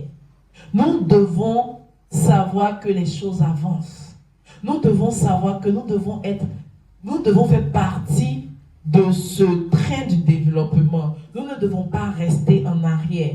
Et aujourd'hui, j'aimerais éveiller les consciences, j'aimerais encourager tout le monde. Tout le monde à faire quelque chose pour participer au développement du pays. Il y a un président aux États-Unis qui disait, vous dites toujours, qu'est-ce que le pays a fait pour moi? Qu'est-ce que le pays est en train de faire pour moi? Qu'est-ce que le pays me donne comme argent, quoi? Mais qu'est-ce que toi tu fais pour ce pays? Qu'est-ce que toi tu fais pour que les choses changent dans ce pays? Qu'est-ce que tu fais? Et c'est vraiment ce que j'aimerais que vous fassiez aujourd'hui. C'est pourquoi j'ai dit que on ne va pas sortir d'ici avant que chacun d'entre nous voie Joël pour créer son entreprise. C'est-à-dire qu'il va vous dire exactement, il va vous donner les détails, qu'est-ce qu'il faut faire, qu'est-ce qu'il faut dire, quelles sont les personnes qu'il faut aller voir pour créer quelque chose. Parce que c'est très important. Il faut avoir quelque chose en ton nom. Il faut avoir quelque chose de formel. Le directeur Hassan a dit, quand tu fais quelque chose qui n'est pas formel, qui te regarde? Qui s'occupe de ce que tu fais? Personne. Les gens n'ont pas le temps. Tu vas venir lui dire, non, j'ai un projet, vraiment c'est comme ça dans les airs. Il va te dire, où est ton site internet? Où est ta registration? Donc tout ça, c'est important. Regardez un peu comment les gens sont développés. Nous, on a seulement 2 ou 3 terrains de BIMP. On est devenu impoli dans la sous-région. Et le seul pays où à qui on veut se comparer, c'est le Cameroun. Le Cameroun, eux-mêmes, ils se cherchent. On ne se compare pas comme ça. On regarde ceux qui sont devant. On ne cherche pas à mettre les gens, don't put people down. On ne cherche pas à mettre les gens en bas, non. On ne cherche pas à arrondir les gens, non. Il faut chercher à se développer. Même dans notre vie de tous les jours, dans notre vie quotidienne, il y a certaines personnes qui se comparent beaucoup aux gens autour d'eux. Qui se comparent beaucoup. Non, lui, il est arrivé à tel niveau. Moi, il faut te comparer à toi-même.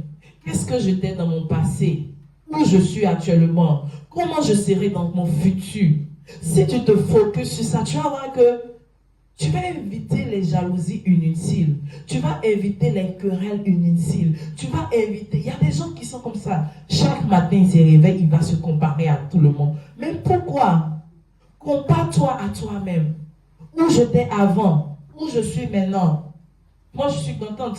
Quand je suis arrivée en Côte d'Ivoire, j'ai vu qu'il y a eu une amélioration des routes. Les routes que j'ai trouvées avant et les routes que je suis venue trouver, c'est différent. Et pour cela, j'applaudis le gouvernement. Les ponts, c'est différent. J'applaudis le gouvernement, c'est bon. Ça, c'est quelque chose de positif. J'ai comparé la Côte d'Ivoire d'avant à la Côte d'Ivoire d'aujourd'hui. Mais je suis venue, j'ai comparé aussi le niveau de vie des gens. Et normalement, ce que j'attendais de voir le niveau de vie des gens soit de meilleure qualité. Mais je me suis rendu compte que la vie en Côte d'Ivoire est chère.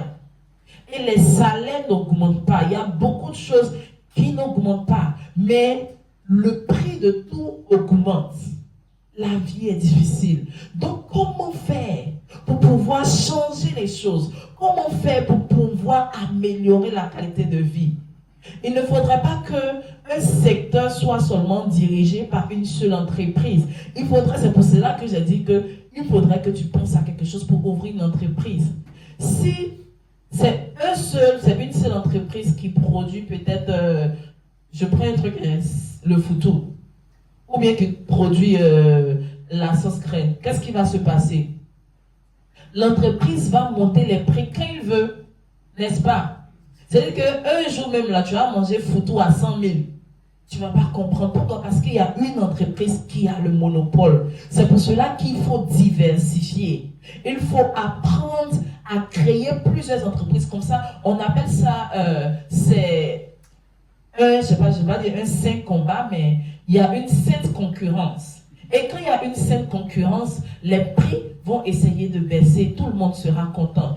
Et aussi, j'aimerais encourager les jeunes. Aujourd'hui, les gens vendent les terres moins chères. Toi, tu es à Abidjan ici. Pourquoi ne pas acheter une terre dans ton village? Et c'est pour ça que j'acclamais Hassan. Quand il m'a parlé du projet, j'étais contente.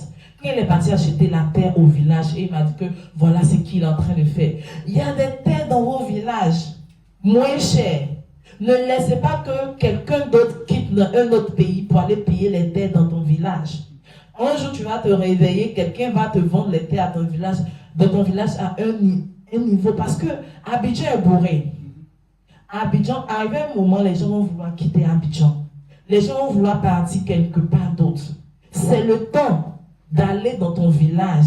Au moins, si tu as une ou deux terres, c'est très important. Très important.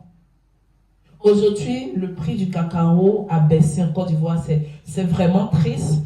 Nous essayons de... Moi, je prie pour ça. Il y a des gens qui travaillent pour que le prix puisse remonter.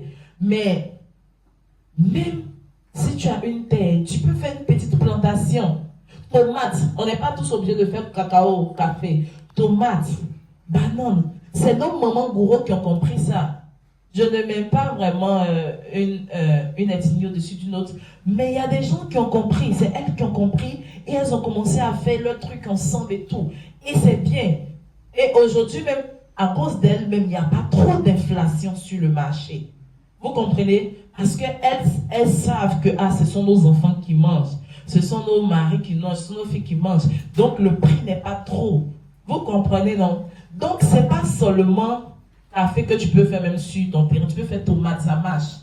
J'ai appris qu'il y a quelqu'un même qui a fait des raisins en Côte d'Ivoire. C'est ça, non? Oui. À Oumé.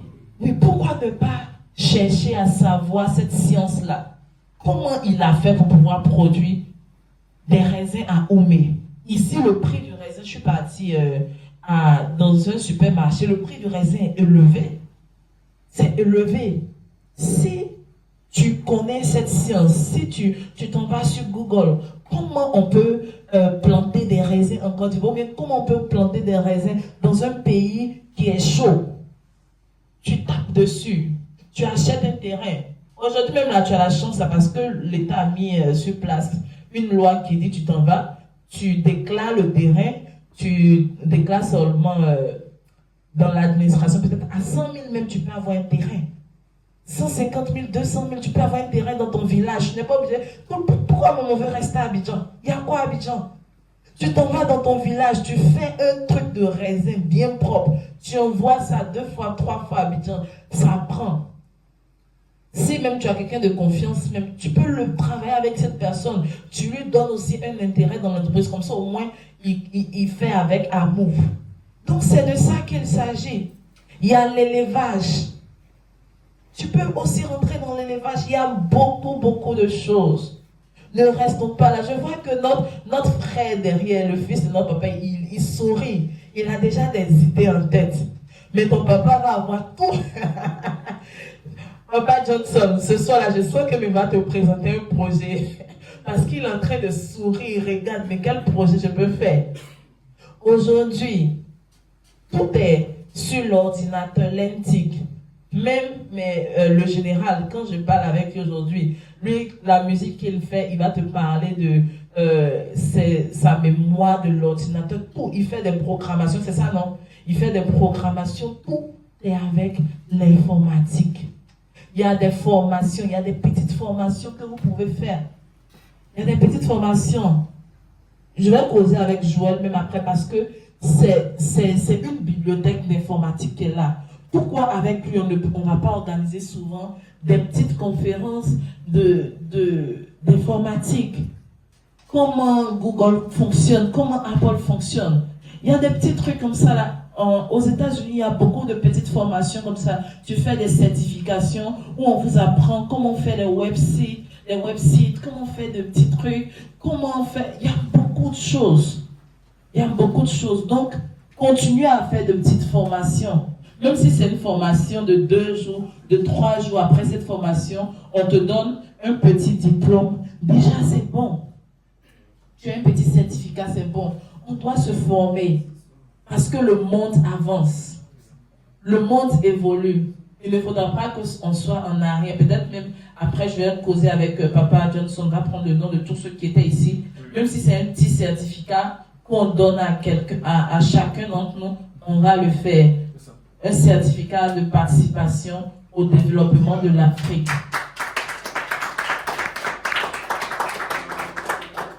Donc, je crois que j'ai assez parlé. S'il y a une ou deux questions, après ça, on va se laisser et puis on va commencer à faire les directs, c'est-à-dire on va se voir parce que j'ai dit qu'on va mettre en place quelque chose avant qu'on quitte avec tous les intervenants.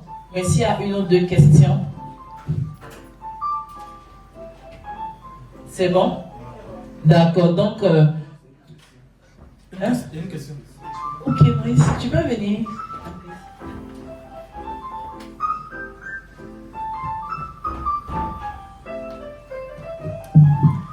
Merci au docteur Karel. Et c'est vraiment enrichissant ce que nous sommes en train de faire. Et je saisis toujours l'opportunité de poser des questions pour mieux comprendre. Parce qu'on parle de développement. On a parlé de ville de futur. Est-ce qu'il y a une nuance entre les villes écologiques et puis les villes du futur? S'il y a une nuance, expliquez-nous un peu pour qu'on puisse comprendre. Parce que là, ici à Jacquesville, on a l'un de nos compatriotes qui est en train de réaliser aussi une ville, non pas une ville, un quartier écologique. Est-ce que on peut parler de ville de futur, ou bien quartier de futur, ou bien écologique? Bon, s'il y a une nuance, je vais être un peu éclairé là-dessus. Merci beaucoup. Sorry. Merci beaucoup. C'est une très bonne question. Quartier écologique, ville du futur. Ce que je peux dire d'abord, c'est que le quartier écologique fait partie de la ville du futur. Parce que c'est un des éléments de ville du futur.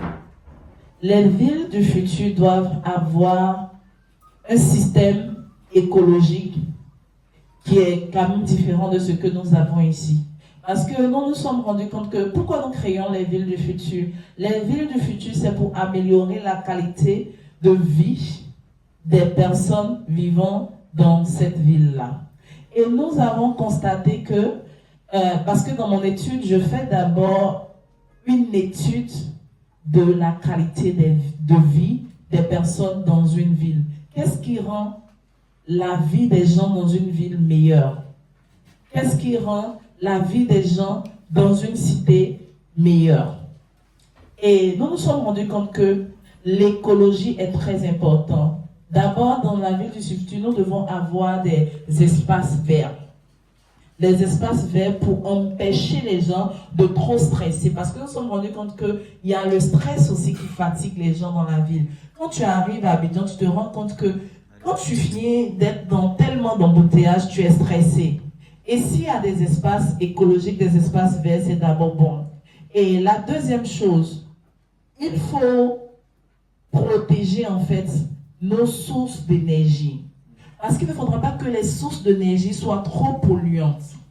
Parce que quand les sources d'énergie sont polluantes, nous sommes en face de plusieurs cas de nouvelles maladies qui sont reliées à la pollution dans les grandes villes. Donc les cités du futur font vraiment attention aux sources d'énergie. Quelles sont les sources d'énergie que nous pouvons utiliser qui sera sain pour la population, qui va vraiment empêcher toutes sortes de maladies reliées aux pollutions et autres. Donc, je crois que c'est un des facteurs que nous utilisons dans la ville de futur. Donc, ce que je peux dire, la cité écologique qu'il est en train de faire peut faire partie des villes du futur. Et aussi, il faudra qu'ils mettent en place un bon système de transportation. Parce que c'est important aussi dans les villes du futur, on tient compte du système de transportation, du système écologique, du système des nouvelles sources d'énergie, et même la manière dont nous construisons les maisons sont différentes des constructions normales. Et une construction normale, s'il vous plaît, excusez-moi.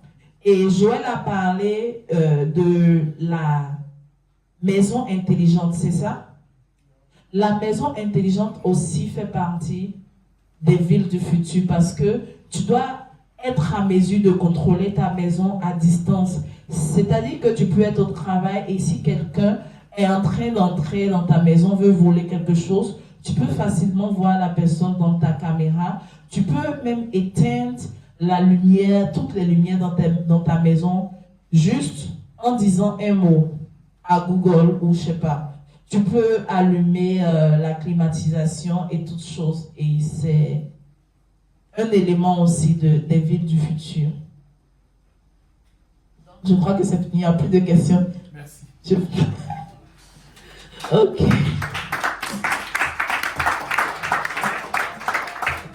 Je vais laisser la place à Michel et elle va donner la parole à notre papa, le directeur. Et après ça, si notre général peut nous faire quelque chose, Oui, comme bien sûr. une musique, avec ça nous fera plaisir. Mais avant que tu ne partes, général, il faudrait que vous voyez, directeur Joël créer quelque chose et on va faire des choses concrètes. Est-ce que vous êtes d'accord avec ça? Oui. Est-ce qu'on peut acclamer si on veut tous faire des choses concrètes?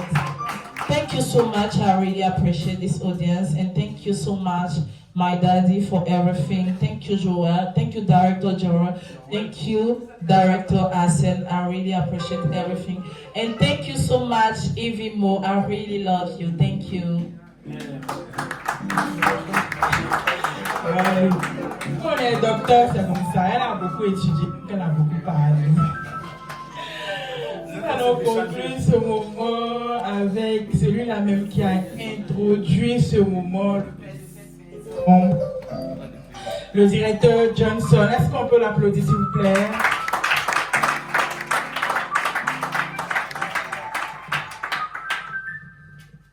Est-ce que on est satisfait? On peut acclamer le Seigneur.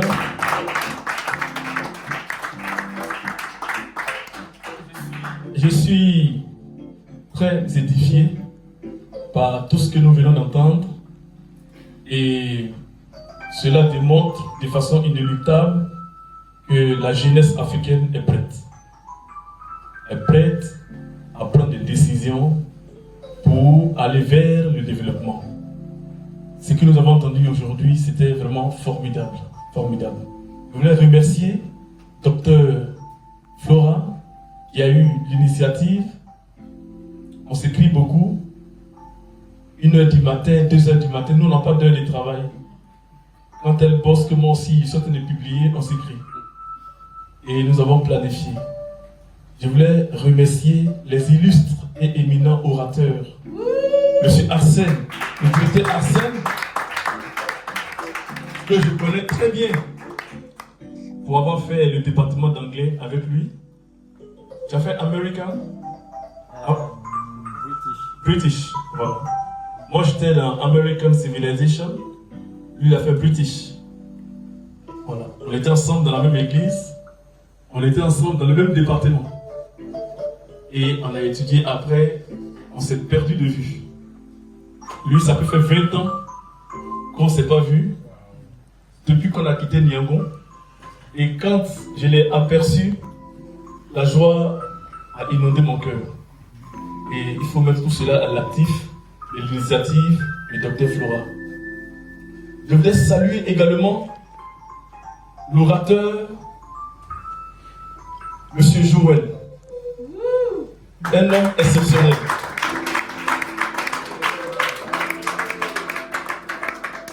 Parce que il est très jeune, mais ce qu'il a en lui peut faire exploser un pays.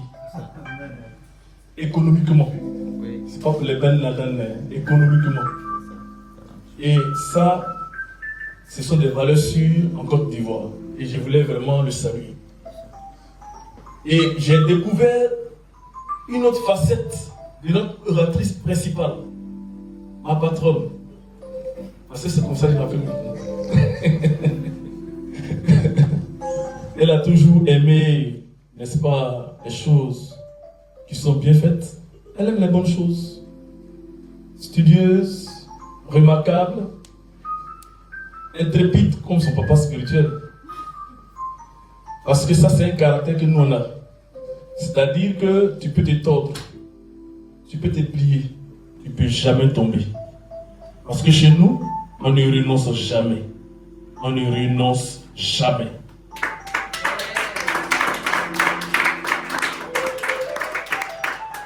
Et son développement m'a vraiment impressionné.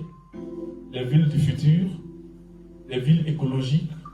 Parce que nous étions à la Chambre du commerce de Côte d'Ivoire lorsque l'ancien maire de Trècheville, je ne sais pas s'il est toujours le même maire, Amichia. Il est toujours le même. Voilà. Il est bien à vie. Voilà. Il a vraiment évoqué cela, c'est très important. L'écologie, les villes du futur, tel que le directeur Joël a dit, la domotique, les maisons qui sont vraiment bien structurées, qui donnent la joie de vivre. Il y a des maisons, quand tu entres, ça soigne ton âme. Parce que l'harmonisation des couleurs, le style des portes, c'est vraiment formidable. Et cette conférence nous a permis de regarder vers l'excellence, d'aller vers l'excellence. Et je voudrais saluer vraiment l'initiateur, Dr Karen. Sois remercié. C'est une américaine. Voilà. C'est vrai que le général va donner cantique tout à l'heure. Elle aussi va donner. Elle chante très bien. Elle a une voix diamantine. Voilà. Donc tout à l'heure, elle va donner cantique. Avant de nous séparer, comme elle a déclaré, après une telle conférence, on fait souvent des B2B. Le B2B, ça permet de faire des échanges directs avec l'orateur, des conseils, souvent, ou bien des astuces, des recommandations, ou pourquoi pas des échanges de contacts pour une future collaboration qui commence, il va naître sur soit un projet, deux projets. Voilà. Donc, tout à l'heure, nous aurons à faire, la batterie va se décharger tout à l'heure. Il reste, je pense, 10%. De toute manière, c'est déjà fini. Voilà. Le reste, on va le faire ensemble. Voilà. Donc, ce sont des mots de remerciement. Je voulais aussi vous faire une révélation que Ivoire Vie Immobilière a été récompensé de ses efforts et a été nominé pour recevoir le prix des meilleurs acteurs immobiliers de Côte d'Ivoire à Dubaï dans le mois de juillet.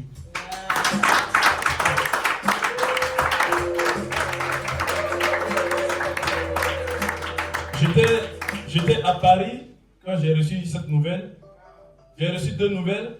J'étais à Paris lorsque j'ai reçu encore un courrier venant du ministère de la Construction cette fois-ci et du président des promoteurs immobiliers agréés de Côte d'Ivoire. Parce que tous les promoteurs immobiliers ne sont pas agréés. Mais Ivoire Vie Immobilière a un agrément de promoteur immobilier. Et ça m'a fait vraiment chaud au cœur. Je vois le ministre de la fonction publique, Mme Anne Ouloto, je vois le ministre de la construction, M. Kone Bruno, je vois le président des promoteurs immobiliers agréés, M. Sangaré Siriki.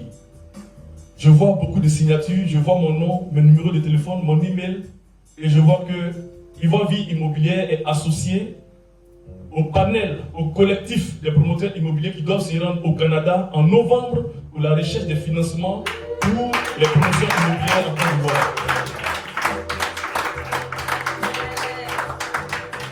Donc, quand je revenais de Paris hier, j'étais vraiment rempli de joie. De joie, de bonnes nouvelles.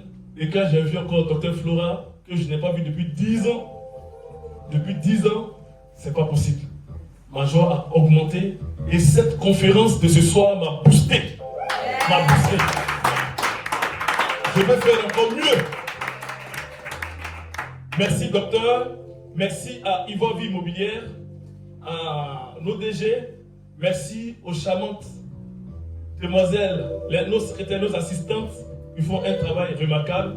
Mais il y a une dame ici qui a fait un travail formidable, impeccable, que je voudrais qu'on salue. Notre sœur Michelle Valérie Bobia. Elle va s'approcher un peu de moi. Voilà. Elle a une capacité d'adaptation phénoménale. Oui. On ne se connaît pas, mais vraiment la présentation était tellement huilée, bien synchronisée, et c'est bien. On est de la même nature. Merci beaucoup. Et je pense que je vais laisser la place maintenant au général. Le général va nous donner un cantique. Non, mais l'autre est pianiste, le général a chanté. Ou bien les deux sont pianistes? Non, disons peut jouer et puis le général a chanté. Bon, de toute façon.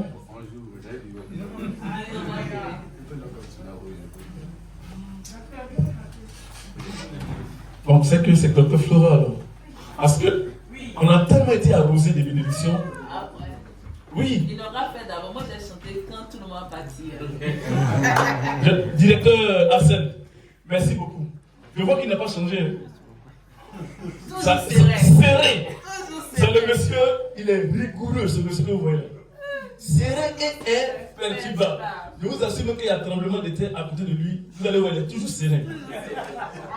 Depuis que je le connais. Voilà, à l'université, il y avait les machettes. Nous, on est rentrés à l'université quand il y avait les machettes, on a, je ne sais pas si c'était les noms, mais on rentre dans la salle, c'est les boubous. Nous, on portait les boubous, pas les vestes. Parce que dans chaque boubou, il y avait les. C'est comme ça. Mais il est serré. Toujours. Voilà. Donc, homme de Dieu, vous allez nous donner un cantique, et puis on va se séparer.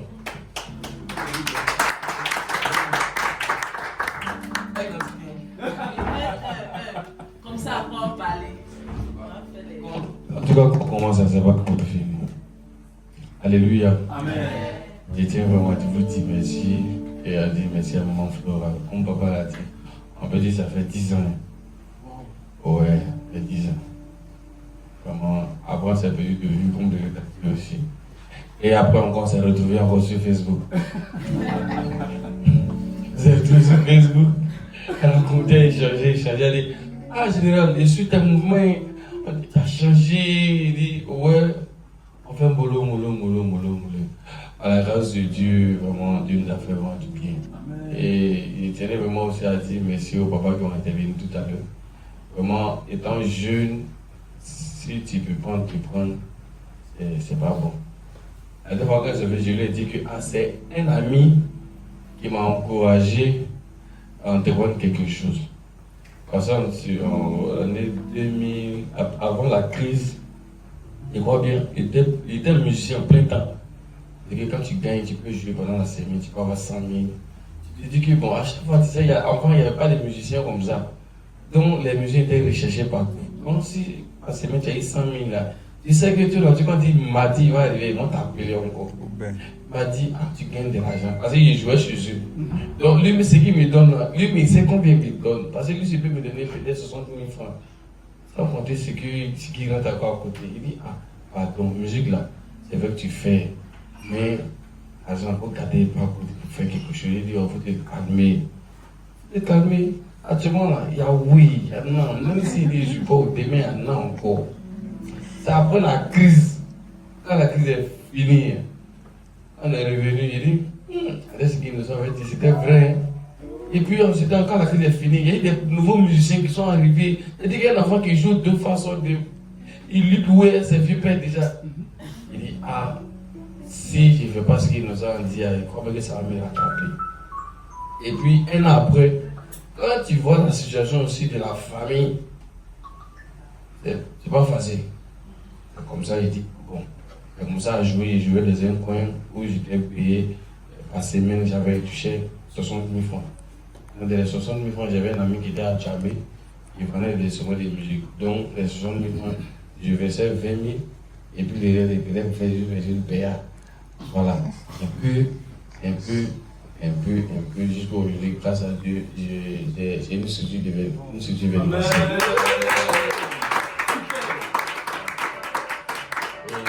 C'est dans ça que j'exerce actuellement.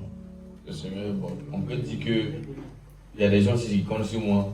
Après, comme le papa l'a dit, si tu travailles et tu embauches des personnes, aujourd'hui, si tu arrêtes de travailler, ceux qui sont là, les familles comptent sur eux. Il y a des personnes, par exemple, quand on sort pour aller travailler, ils viennent et ils reçoivent l'argent. Il y a un jour, dès qu'on est arrivé, il dit le boss, comment il faut gérer. Dès qu'on est arrivé, il dit, on est travail, la papa dit, contrat 4 est fini, il faut venir, tu vas recharger. Il a compris que si on veut travailler, il y a des personnes aussi qui comptent sur nous aussi pour pouvoir avancer. Parce que si on veut freiner aussi, ça freine beaucoup de personnes derrière nous. Donc vraiment, je dis merci à Dieu pour cette occasion qu'il nous donne. Vraiment, je crois bien que ça va nous faire du bien. Va nous montrer comment créer des trucs. Une fois, il y a un de mes amis qui disait non, on peut faire des trucs où si quelqu'un peut-être veut faire une réservation par rapport au matériel, il n'est pas obligé de t'appeler. Tu peux donner ton site, il va là-bas automatiquement. Il faut seulement quelqu'un qui a répondre. Il n'est pas obligé à chaque fois de t'appeler. Ah, j'ai besoin de tel sono, bon c'est combien. Il va là-bas automatiquement, il voit tous ses prix. Il veut vraiment payer, il va se rendre. Je crois bien que ça nous intéresse. Voilà, on va chanter un petit cantique et puis on va partir. Parce que j'aime chanter. Comme on a dit, j'aime chanter. Quand je commence à, j'aime pas arrêter. Parce que souvent, ça fait que j'organise des concerts, j'aime pas chanter. On me demande pourquoi tu chantes pas. J'aime pas chanter 30 minutes. Soit je chante, mais je chante pas. T'inquiète, on va venir quand même. Voilà. Alors? Il a fait mariage sur moi. Il n'y en a pas, hein. Il y a deux volumes, gars. Bon, on va se lever. Il y a combien qu'on va se lever? Vous avez mis. Car il est glorieux et digne de régner. L'agneau est souverain.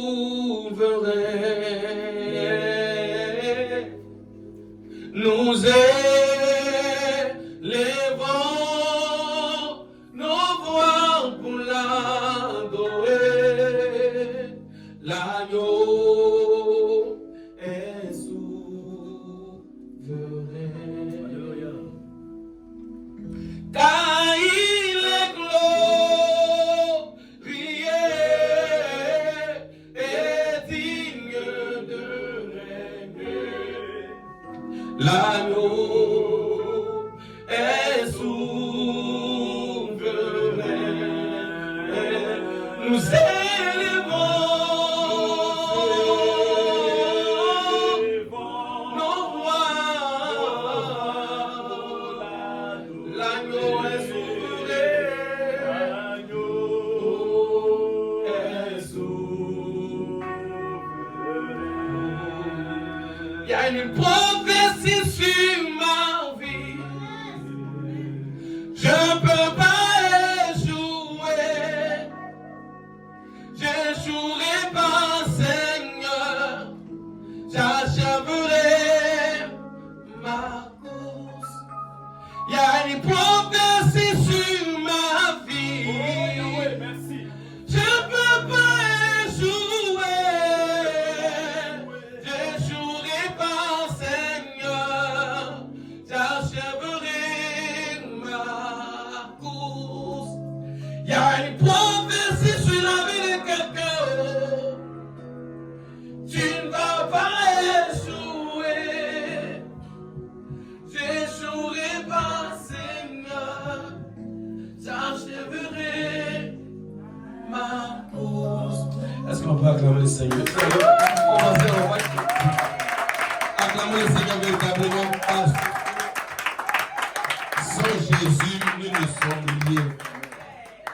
Quand je chante, c'est pourquoi il dit j'aime pas j'aime pas chanter 5 minutes parce que quand tu sais de là où tu es quitté, quand on parle d'adorer Dieu, il ne sait pas comment exprimer les merveilles de Dieu dans ma vie parce que pendant la crise, quand les gens nous ont pris, voilà, aujourd'hui comme je n'ai pas porté ma chambre, je vais vous montrer.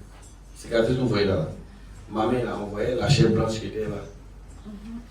C'est grâce au mouche, j'ai su que ma main était fondue. On n'a pas cousu. J'ai dit, on va laisser ça comme ça. Ils ont juste bandé, ils ont fait l'eau d'accord, ils ont bandé. Le dimanche, avec ça, quand je suis venu, j'ai joué. Quand ils ont arrivé pendant une semaine, ma main collée. Moi, mon papa, lui, ils l'ont cassé 6 côtes. Ils l'ont cassé 6 côtes. Et ces 6 côtes, le dimanche, on est venus ensemble. Le dimanche, lui aussi, il a prêché. Elle a fini de prêcher. Le lundi, il est parti à l'hôpital. Il dit, monsieur, on ne comprend pas. Il dit, comment ça? Il dit, si ça c'est collé un peu comme ça. Ou bien, tu allais voir un péticheur, ou bien tu es quitté où? Il dit, moi, mais il ne sait pas où. Le monsieur dit, il faut t'apaiser, il s'apaise, il n'y a rien. Donc, fait radio. Wow. On dit, vraiment, celui qui vous suit là, vraiment, si tu as son numéro là, il faut nous donner. Il dit c'est Jésus. Vraiment que le Seigneur vous bénisse. Amen.